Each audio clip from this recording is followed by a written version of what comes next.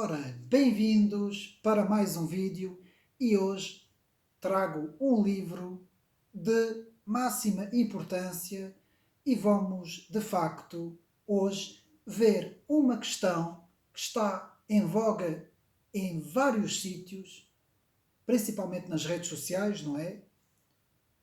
Em muitos vídeos no YouTube, muita gente fala sobre o assunto e hoje vamos, de facto, ver o que é o fascismo, já que tanta gente fala nisto, já que isto está tão na moda e na boca de tanta gente, vamos então descobrir a verdadeira origem do fascismo e para isso eu trago um livro de máxima importância e que tem por título Fascismo de Esquerda, que está aqui ao meu lado, Fascismo de Esquerda, escrito por Johann Goldberg. Johann Goldberg, que escreve Fascismo de Esquerda. E que se pode dizer que é, portanto, a história secreta do esquerdismo, principalmente o esquerdismo americano.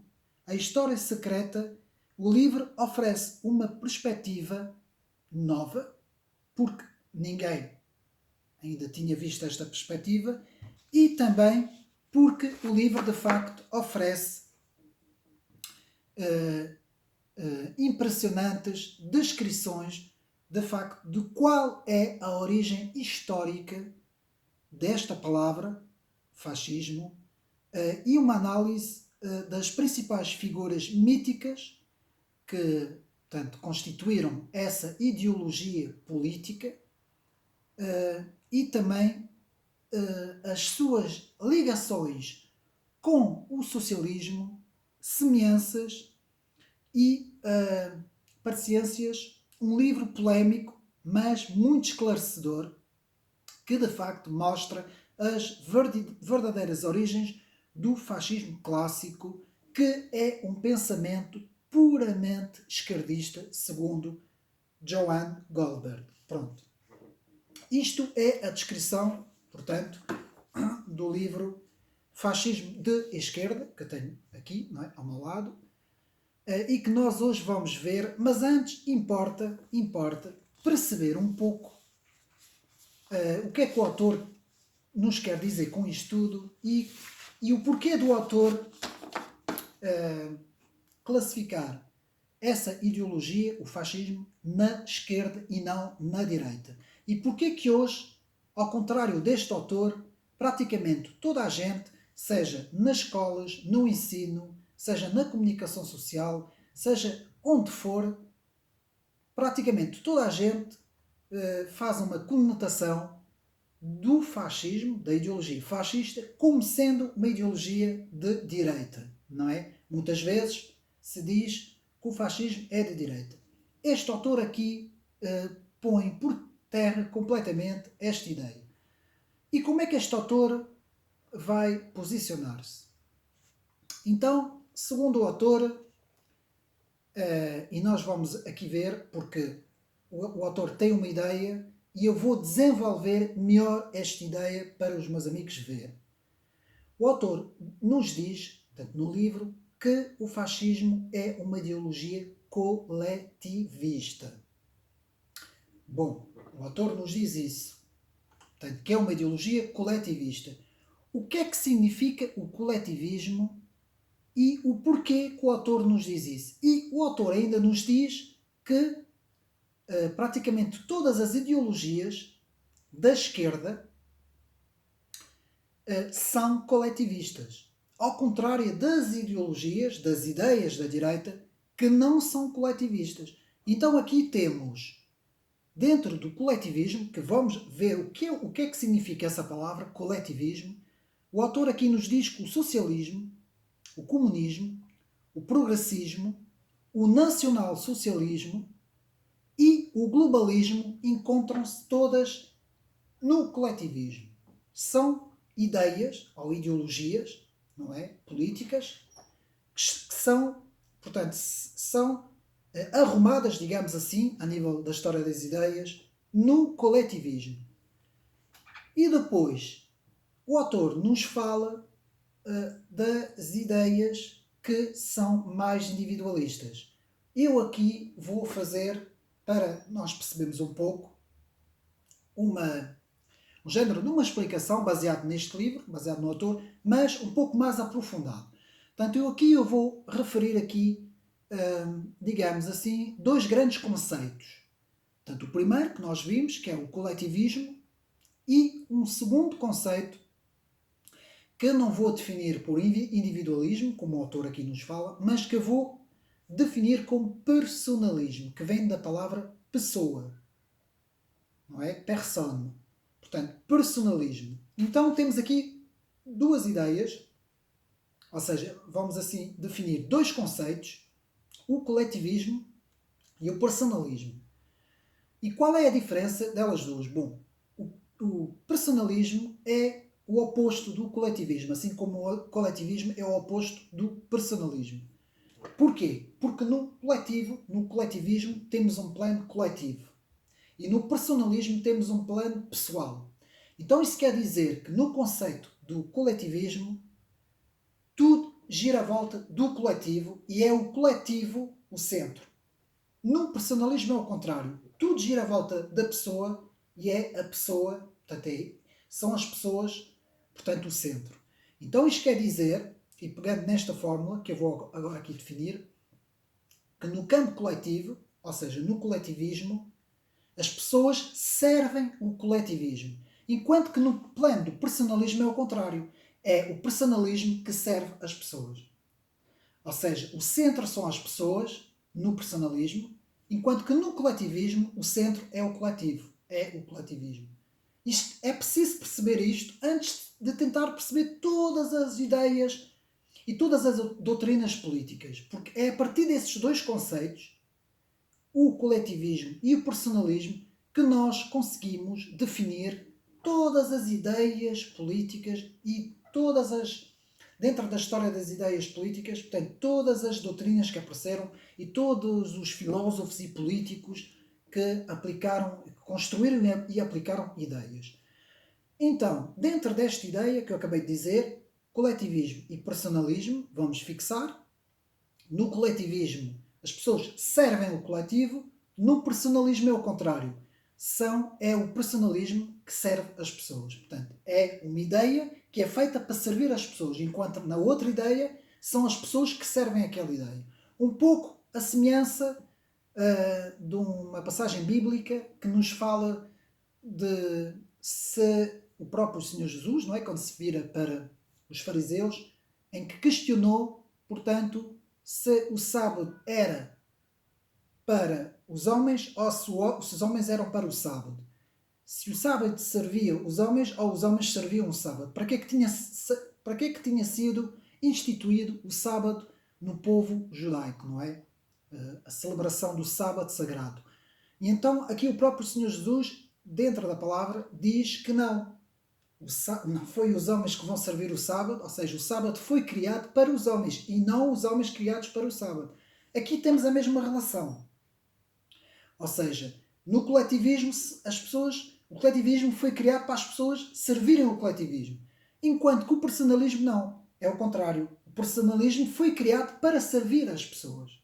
E não as pessoas para servir o personalismo. E aqui temos essas duas grandes diferenças, que são diferenças importantes. E vamos ver porquê.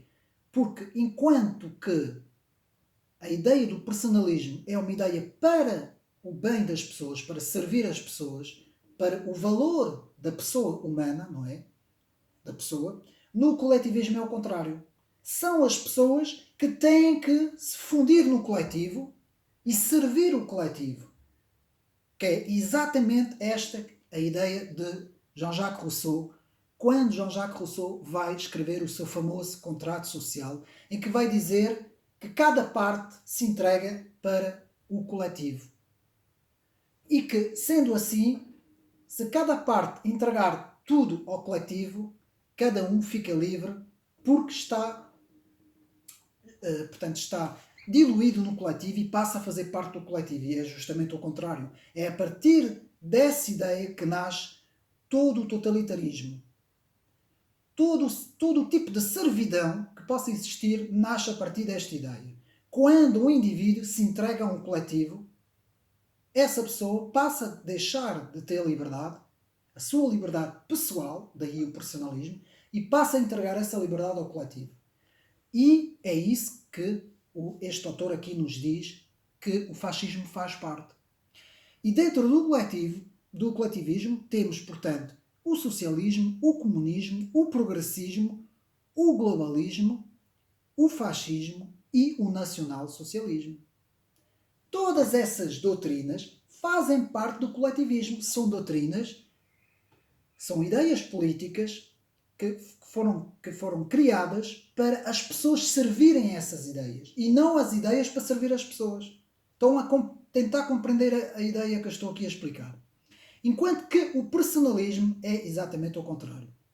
E dentro do personalismo, podemos então, neste caso, podemos arrumar dentro deste conceito, podemos arrumar o conservadorismo, podemos arrumar o liberalismo clássico, eu estou a falar aqui do liberalismo clássico, do século XVIII, e de certa forma, aquilo que hoje está muito em voga e que a comunicação social gosta muito de chamar o populismo. Populismo que vem do povo, da palavra povo, que é, portanto, aquilo que as pessoas reivindicam, não é? O populismo das pessoas. Tudo isso vem de pessoas. E podemos arrumar isto no conceito que eu chamei de personalismo. Então temos aqui dois conceitos, coletivismo e personalismo.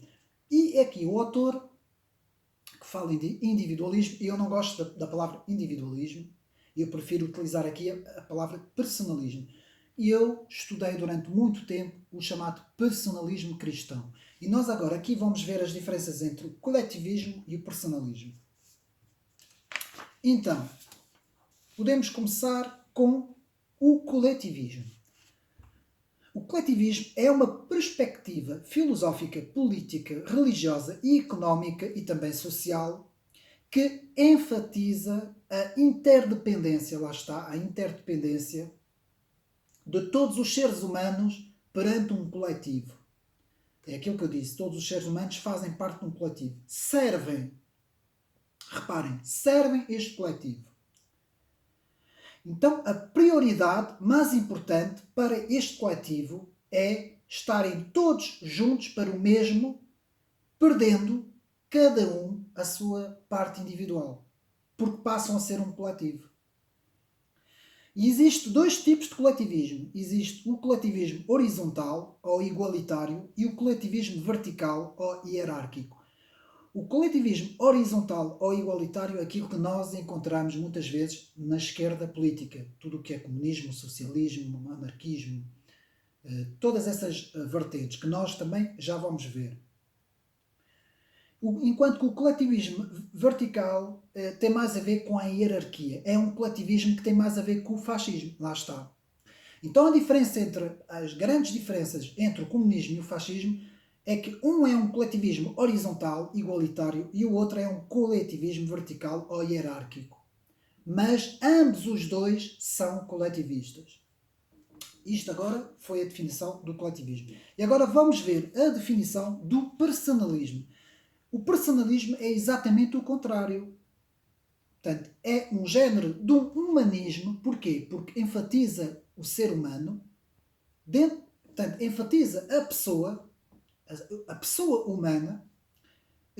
Foi idealizado por Emmanuel Mounier, portanto, em 1929, que, portanto, divulgado principalmente na sua revista L'Esprit, portanto, uma revista francesa, com a intenção de identificar a verdade que, segundo o autor, se encontra no valor da pessoa humana. Reparem bem, no valor da pessoa humana. A pessoa individual, a pessoa humana.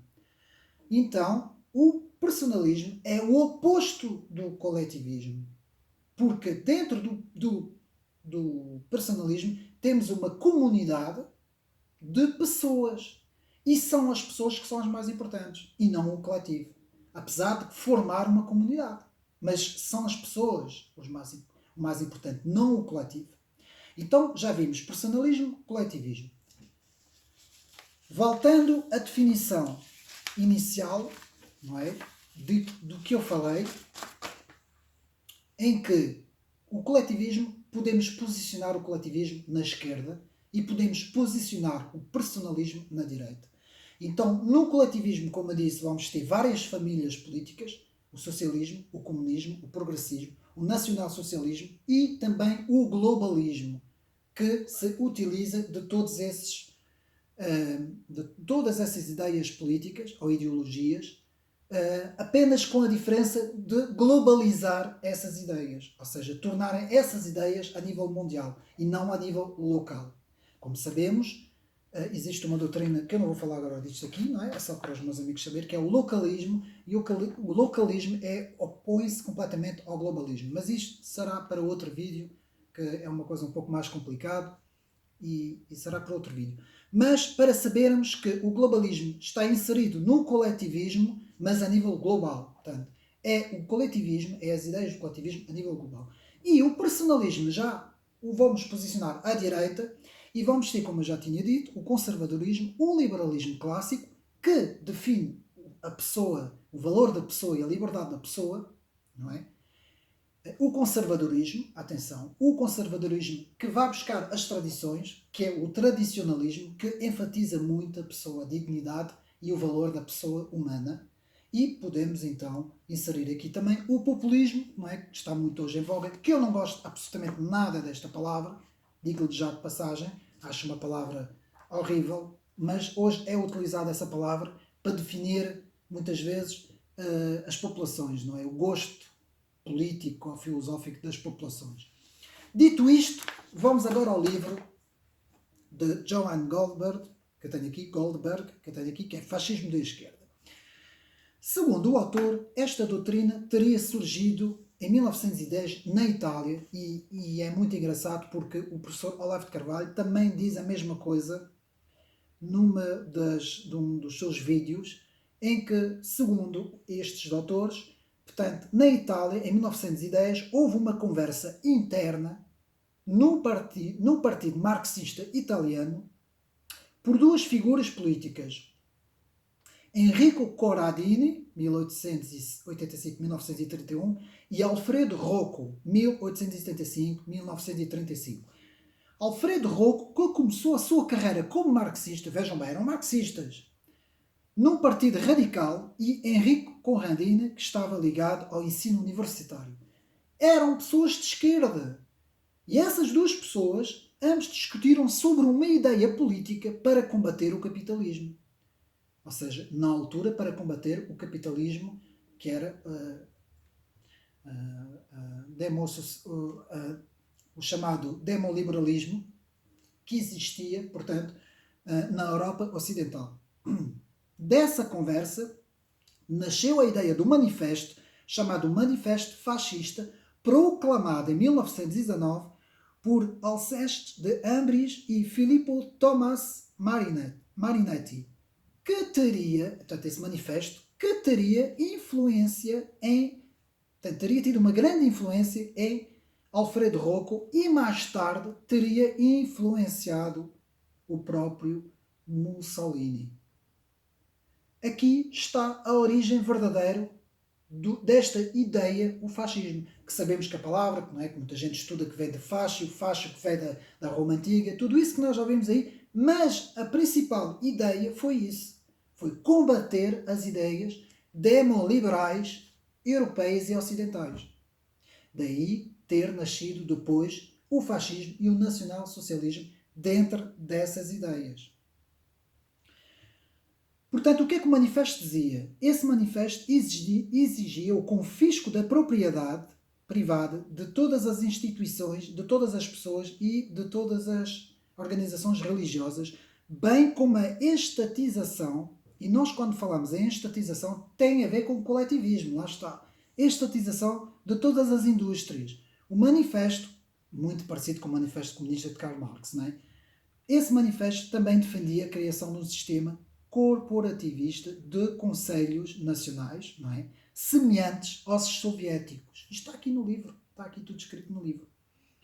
Os quais seriam formados por especialistas eleitos por suas respectivas organizações profissionais, aos quais teriam poderes legislativos em suas respectivas áreas. Pronto. De Ambridge e Marinetti exigiam um pesado imposto progressivo sobre os lucros e os ganhos de capital, com o intuito de expropriar uma fatia de toda a riqueza dos capitalistas. Assim nasce essa ideia fascista, essa ideologia fascista. Em 1922, o socialista Benito Mussolini, que começa por ser socialista, aqui eu sei que muita gente vai comentar e vai dizer que ele não era, mas ele era socialista, ascendeu ao poder na Itália sobre o estandarte do fascismo e prontamente colocou em prática grande parte deste programa fascista, completamente socialista, ou socializado, que havia sido proclamado no manifesto alguns anos antes.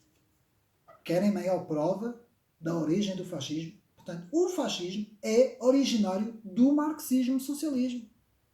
E não há mais nada a dizer. E agora, para nós percebermos um pouco mais de história, porque já que tanta gente hoje fala nisso, na história das ideias, então nós vamos mesmo falar na história das ideias. Eu aconselho um excelente livro que eu tenho aqui, também escrito pelo autor que faleceu. Agora não interessa, mais uma vez, não interessa as ideias políticas do autor, interessa é que este livro está muito bem feito para compreender que a História das Ideias Políticas, Apontamentos, volume 2, de Freitas, portanto, de Diogo Freitas do Amaral, que de facto explica tudo aquilo que eu agora aqui vou dizer. Portanto, que é sobre a doutrina do socialismo. Nós agora estamos a ver a doutrina do socialismo. Há 5 tipos de socialismos. Todos eles são coletivistas, como nós tivemos a ver no início, a definição que eu falei. Temos o socialismo utópico, que foi praticamente definido pelas ideias de Platão, filósofo, e de Thomas More, no seu livro A Ilha Utópica, não é? Depois temos o socialismo idealista, com Saint-Simon e Sismondi, que é um idealismo ideológico, neste caso, idealista. Depois temos o socialismo científico, não é? Lá está, Karl Marx e Engels. Depois temos o socialismo associacionista de Emmanuel Fourier e Robert Owen, que foi praticamente na Inglaterra que se deu este socialismo, que deu depois a origem, ou teve influência, no chamado socialismo fabiano, não é? No socialismo fabiano, que é praticamente o socialismo associacionista.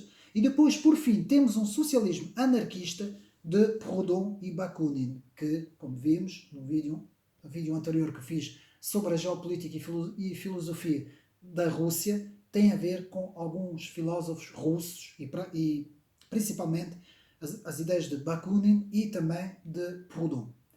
Portanto, são 5 tipos de socialismo. Então, o socialismo é formado por 5 grandes tipos. E todos esses tipos são coletivistas. Assim como o fascismo também é uma doutrina coletivista. Visto que vimos agora isto, vamos então agora ver o que é o conservadorismo, para ver a diferença abismal que existe entre o conservadorismo e estas ideias coletivistas de esquerda. Então, o conservadorismo significa uma filosofia e uma ideologia que defende a manutenção das instituições tradicionais no contexto da cultura e da civilização.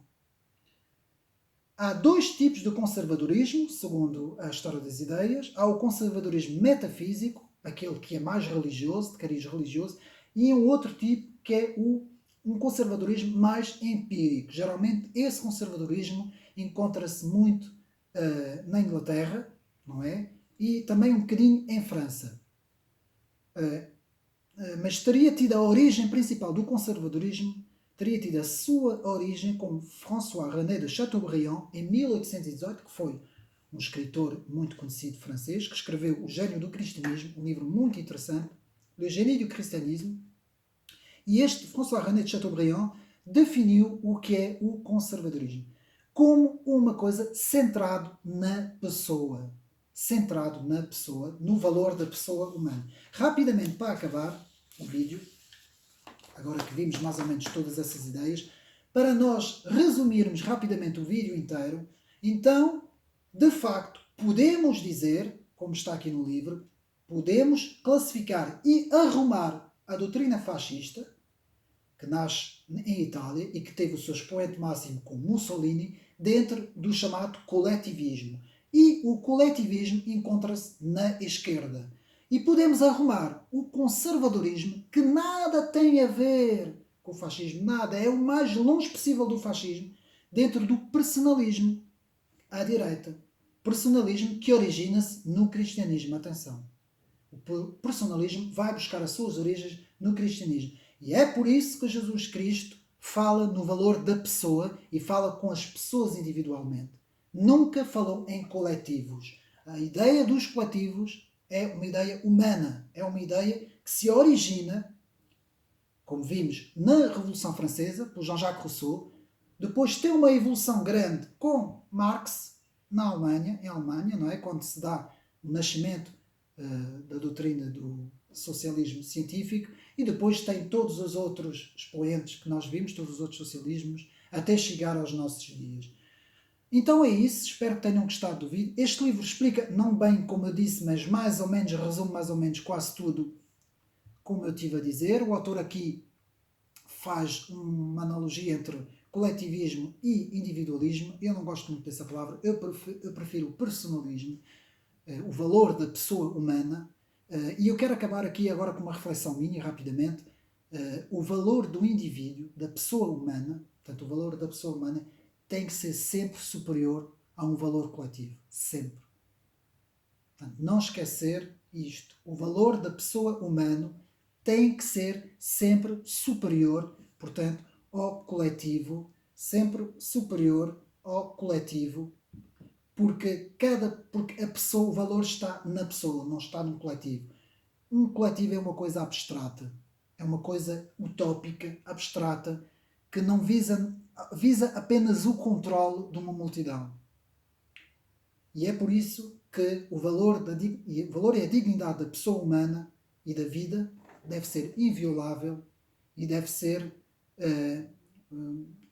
o valor supremo, a pessoa. A pessoa deve ser o valor supremo, não o coletivo, nunca. Quando uma civilização diz que o valor supremo é o coletivo, entramos então numa ditadura, entramos num totalitarismo. E é por isso é que o valor deve portanto, recair na pessoa e não no coletivo. Espero que tenham gostado deste vídeo, que tenham ficado um pouco mais elucidados, não é?